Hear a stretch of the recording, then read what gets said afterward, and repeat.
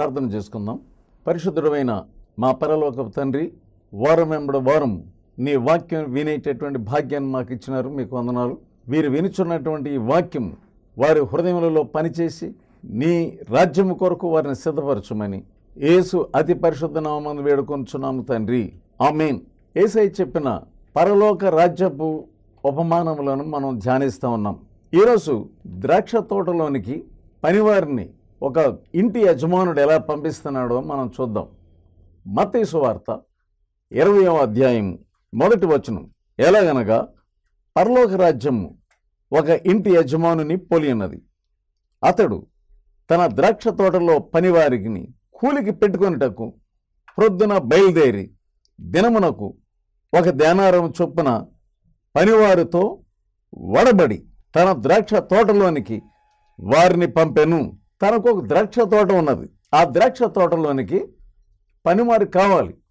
ఉదయమే లేచి ప్రొద్దున లేచి అతడు తన ద్రాక్ష తోటలోనికి కొంతమంది పనివారిని పంపించాడు. ఎంత జీతం? ఎంత? 1 దేనారం. అప్పుడు దేనారం అంటే ఇప్పుడు 250 వరకు వచ్చింది. చాలామంది మరి వారి యొక్క దినములో కావలసినటువంటి వారి కుటుంబానికి కావలసినటువంటి అవసరతల కొరకు కష్టపడి పని చేస్తూ ఉన్నారు. వారు వెళ్ళి అడ్డా మీద నిలబెడతారు. అడ్డా అంటే ఊరిలో ఒక చోట మాకు పని కావాలండి అని కోరుకునేటటువంటి వారు అక్కడ నిలబడతారు. మరి ఎవరెవరికి పని కావాలో వారు వచ్చి వారిని సెలెక్ట్ చేసుకొని ఆయా పనుల కొరకు తీసుకొని వెళ్ళి ఆ పనుల్లో ఒడంబడిక, ఎంత ఇస్తాను నీకు, వస్తావా అని కూలి వారిని తీసుకుని వెళ్తూ ఉంటారు. మరి ఇక్కడ ఈ ఇంటి యజమానుడు ఉదయమున లేచాడు. ఉదయం నుండే మొదలుపెట్టాడు. తీసుకుని వెళ్ళి మరి కూలి అంతా 1 దేనారమునకు వాళ్ళని ఒడంబడిక చేసుకున్నాడు. మరి ఇంకా ఎన్నిసార్లు వెళ్ళినాడు? 3వ వచనం. తరువాత అతడు దాదాపు 9 గంటలకు వెళ్ళి సంత వీధిలో ఊరక నిలిచి ఉన్న మరికొందరిని చూచి, మీరు నా ద్రాక్ష తోటలోనికి వెళ్ళుడి, ఏమి న్యాయమో అది మీకు ఇచ్చుతాయి ఇతనని చెప్పాను. వారును వెళ్ళిరి. దాదాపు 12 గంటలకు 3 గంటలకు మరలా వెళ్ళి అలాగే చేశాను.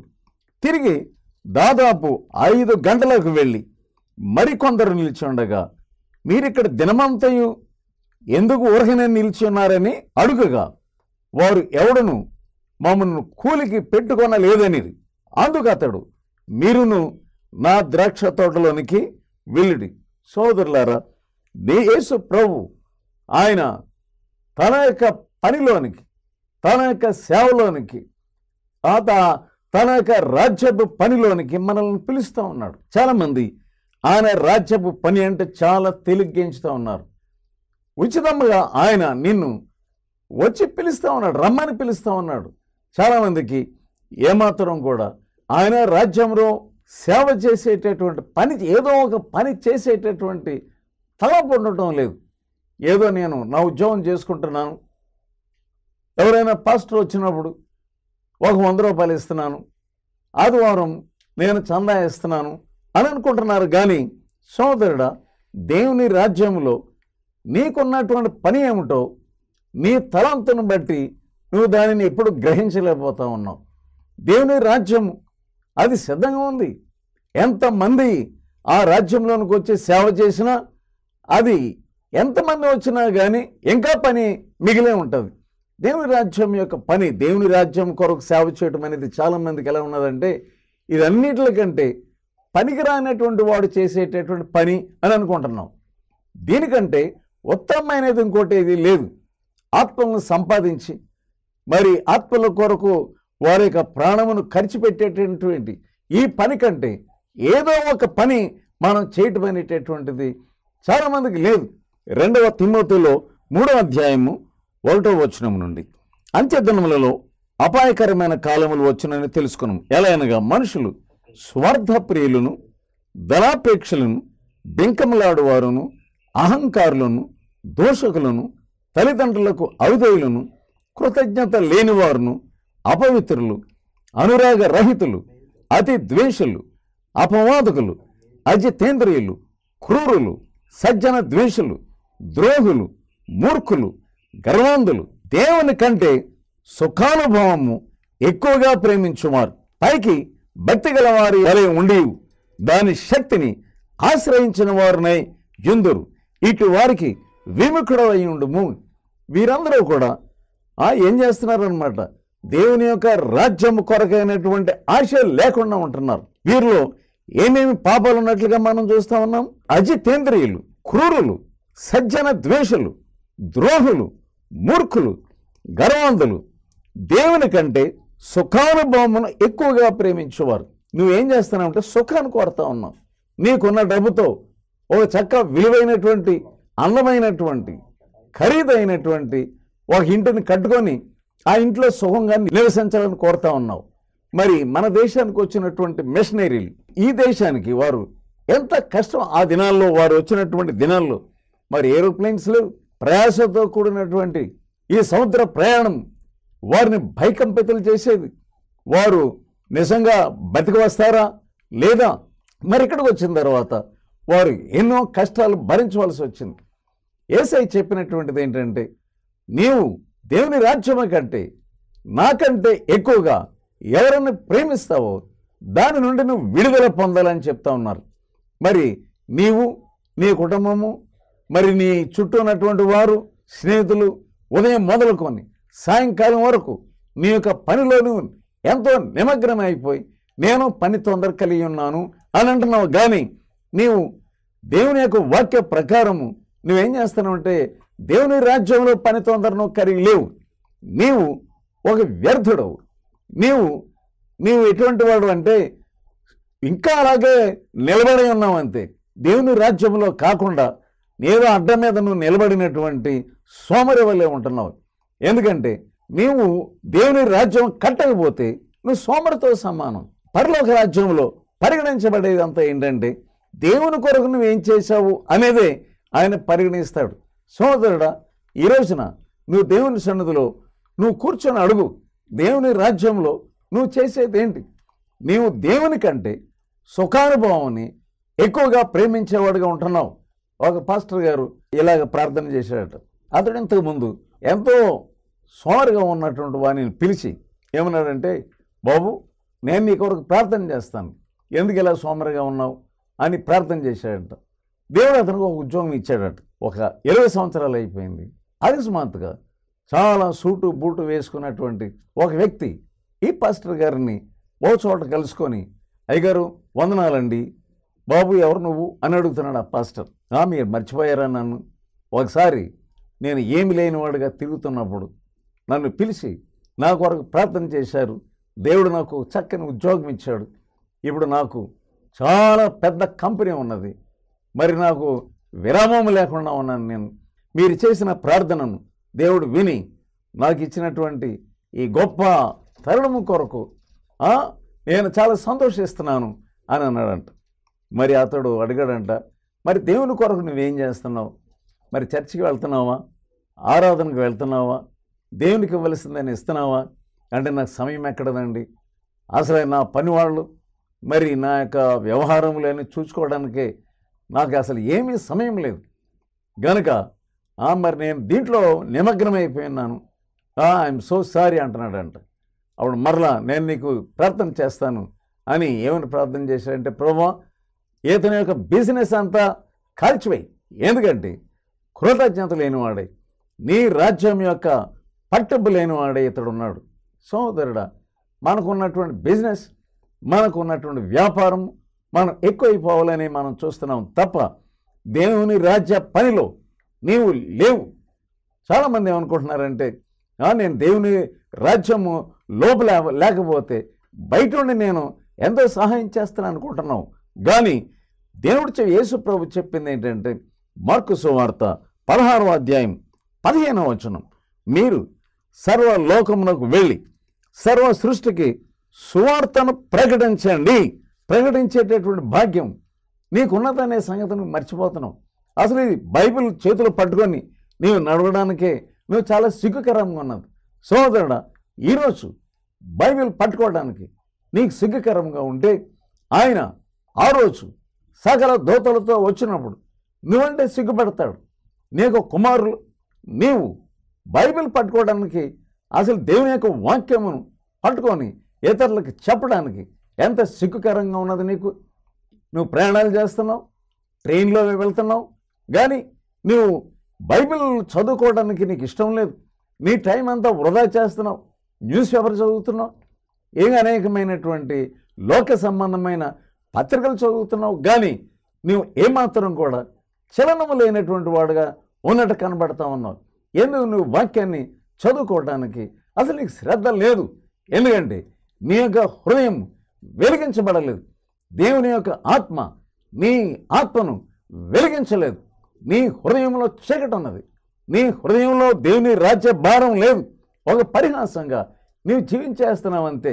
నీ యొక్క స్నేహితులు కనబడినప్పుడు, ఏం బాబు ఏం చేస్తున్నావు, ఏంటో మామూలు ఆ లోక సంబంధమైన ప్రశ్నలతో ఏరా ఒరే అని నువ్వెంతో మాట్లాడుకుంటున్నావు, కానీ నువ్వెంతో పిచ్చపాటి మాట్లాడుకుంటున్నావు. రండి అమ్మా మనం వెళ్ళి ఛాయ్ త్రాగుదాం అని అనుకుంటున్నావు, కానీ దేవుని రాజ్య సంబంధమైన వ్యక్తిగా నువ్వు కనబడడం లేదు. యేసు ప్రభు యొక్క ద్రాక్ష తోటలో ఏ పని నీకు లేనట్టుగా నువ్వు కనబడతా ఉన్నావు. రోడ్డు మీద నువ్వు ఎలా ఉన్నావంటే ఏమాత్రం కూడా ఎవరు నేను పనికి పెట్టుకోవడం లేదు. అనేక మంది మరి నీ యొక్క సేవ కొరకు అనేక సంఘాల్లో వారు ఎదురు చూస్తూ ఉన్నారు. అనేక మంది పనివారు లేక ఎంతో వారు ఇబ్బందులు పడుతూ ఉన్నారు. కోత విస్తారంగా ఉన్నది, కానీ పనివారు తక్కువగా ఉన్నారు. పనివారు లేకుండా అనేక మంది దైవజనులు ఎంతో కష్టపడతా ఉన్నారు. నేనేం చేయాలి, నేను ఏ పని చేయాలి అని నీవు చేయలేకపోతా ఉన్నావు సహోదరుడా. కొంతమంది ఏదో చేస్తున్నట్లుగా ఉన్నారు, ఆ పని ఈ పని దేవుని రాజ్యం కొరకు చేస్తున్నట్లుగా ఉన్నారు, కానీ ఒక రోజు రాబోతుంది. ఆ రోజున నీవు చేసిన పని అంతా కూడా ఆయన చూడబోతా ఉన్నాడు. అగ్ని వచ్చి ఆ పనినంతను కాల్చినప్పుడు, మొదటి కొరింథీయులకు రాసిన పత్రిక 3వ అధ్యాయం 12వ వచనం, ఎవడైనాను ఈ పునాది మీద బంగారము, వెండి, వెలగల రాళ్ళు, కర్ర, గడ్డి, కొయ్యకాలు మొదలైన వాటితో కట్టిన ఎడల వాని పని కనబడను. ఆ దినమున దానిని తేటపరచును, అది అగ్ని చేత బయలుపరచబడును. మరియు వాని పని ఎటుదో దానిని అగ్నియే పరీక్షించును. ఆ పునాది మీద ఒకడు కట్టిన పని నిలిచిన ఎడల వాడు జీతం పుచ్చుకొనును. ప్రతివారు దేవుని సేవ చేసేసిన ప్రతివారు జీతం పుచ్చుకుంటారు అని అనుకోకండి. ఒకని పని కాల్చివేయబడిన ఎడల వానికి నష్టము కలుగును. సోదరుడా, నువ్వు ఏదో చేస్తున్నావు, కానీ నీవు నష్టపడే పని చేస్తున్నావా? దేవుని కొరకు ఏదేదో అకౌంట్స్ రాస్తున్నాను అంటున్నావు, లేకుంటే ఆఫీస్ పని చేస్తున్నాను అంటున్నావు. నీ యొక్క పని అగ్ని కాల్చివేయడానికి సిద్ధంగా ఉంది. దేవుని భయం లేకుండా ఏదో చేస్తున్నాను కొంతమంది చేయడానికి ఇష్టం లేదు. కొద్ది సమయం దొరికితే చాలు వారు ఎస్కేప్ అవడానికి దేవుని యొక్క పనిని వారు నిర్లక్ష్యపరుస్తూ ఉన్నారు, తప్పించుకోవడానికి ప్రయత్నం చేస్తూ ఉన్నారు. వారి యొక్క మనసు దేవుని పనిలో, దేవుని సేవలో వారి యొక్క మనసు ఎప్పుడు కూడా పరలోక రాజ్య సంబంధమైనటువంటి పని ఎప్పుడు కూడా పంపిస్తూనే ఉంటాడు. మత్తయి సువార్త 21వ అధ్యాయం 28వ వచనం, మీకేం తోచుచున్నది? ఒక మనిషికి ఇద్దరు కుమారులు ఉండేది. అతడు మొదటి వాని వద్దకు వచ్చి, కుమారుడా, నేడు పోయి ద్రాక్ష తోటలో పని చేయము అని చెప్పగా వాడు పోను అని ఉత్తరమిచ్చాను. గాని పిమ్మట మనసు మార్చుకొని పోయేను. ఇక్కడ ఇద్దరు కొడుకులు ఉన్నారంట ఒక తండ్రికి. ఆ తండ్రి మొదటి వాని వద్దకు వచ్చి ఏమంటున్నాడంటే, నా కుమారుడా, వెళ్ళి నా ద్రాక్ష తోటలో పని చేయి. వాడు నేను పోను అన్నాడు. కానీ అతడు ఇంటికి వెళ్ళిన తర్వాత అతడు మనసు మార్చుకున్నాడు. మనసు మార్చుకొని పనికి పోయాడంట. రెండో వాని వద్దకు వచ్చి ఆ ప్రకారమే చెప్పగా వాడు అయ్యా పోదు నేను, కానీ అతడు పోలేదు. ఇద్దరిలో ఎవడు తండ్రి ఇష్ట ప్రకారం చేసిన వాడని వారిని అడిగిను. చాలామంది ఏదో చేస్తున్నాం అనుకుంటున్నారు, కానీ తండ్రి ఇష్టం చేయలేకపోతూ ఉన్నారు, తండ్రి యొక్క చిత్తమును చేయలేకపోతూ ఉన్నారు. ఎవడైనా దేవుని చిత్త ప్రకారం కాకుండా వారి ఇష్ట ప్రకారం ఏదేదో చేసేసినందువలన నీకు జీతం వస్తుంది అనుకుంటున్నావు. ఇక్కడ మొదటోడు నేను రానన్నాడు. చాలామంది నిజమే, ఒకప్పుడు నేను రాను అని నీవు అని ఉండవచ్చును. ఒకవేళ నీ ఇష్టానుసారంగా నాకు దీనికి సంబంధం ఏంటి అని నువ్వు ఒకప్పుడు అని ఉండవచ్చు. కానీ యేసయ్య ఈరోజు నేను పిలుస్తున్నప్పుడు ఇతడు మార్చుకున్నట్లుగా నీవును నీ మనసు మార్చుకో. నేను పిలుస్తూ ఉన్నాడు. నీవు ఉచితంగా ఆయన నీకు రక్షణ ఇచ్చి ఆయన సేవను ఇవ్వబోతూ ఉన్నాడు. నాకు ఆ తలంతు లేదే, నాకు ఈ తలంతు లేదే, నాకు ఉద్యోగం లేదే, లేకుండా నాకు చదువు లేదే అని నీవు అనుకోకు. ద్రాక్ష తోటలో నీకేం పని ఆయన అప్పగించబోతూ ఉన్నాడు. అయ్యో ఇది ఉడవలేము, లేకుండా నీ చీపిరి పట్టాలేము అని అనుకుంటున్నావేమో. నీవు బోధ చేసిన ఒకటే, చీపిరి పట్టుకున్నావు ఒకటే. నువ్వు ఎందుకలా సిగ్గుపడతా ఉన్నావు? దేవుని రాజ్య పని అంటే మహా ఘనమైనటువంటి రాజు యొక్క పని నువ్వేం చేసినప్పటికీ సంతోషంగా ఆనందంతో నువ్వు చేయవలసి ఉంటుంది. వెళ్ళండి. ఏమంటున్నాడంటే వెళ్ళి సువార్తను ప్రకటించండి అంటున్నాడు ఆయన. యోవేలు గ్రంథంలో మనం ఏం చూస్తున్నాం చూడండి. ఇప్పటి వరకు నీ ఇష్టానుసారంగా నీవు జీవించి ఉండవచ్చును. ఇప్పటి వరకు ఒకవేళ నువ్వు త్రాగుడులో ఎంతవరకు నీ సమయం అంతా కూడా వృధా చేసి ఉండవచ్చును. కానీ యోవేలు గ్రంథంలో ఒక మాట చూస్తున్నాం. 2వ అధ్యాయం 11వ వచనం. యెహోవా తన సైన్యమును నడిపించుచు ఉరుము వలె గర్జించుచున్నాడు. సహోదరుడా, ఆయన యెహోవా గర్జిస్తూ ఉన్నాడంట. ఎలా గర్జిస్తున్నాడు? ఉరుము వలె గర్జిస్తున్నాడు. ఆయన దండు బహు గొప్పదై ఉన్నది. ఆయన ఆజ్ఞను నెరవేర్చున్నది బలము కలది. యెహోవా దినము బహు భయంకరము, దానికి తాళగలిగిన వాడు ఎవడు?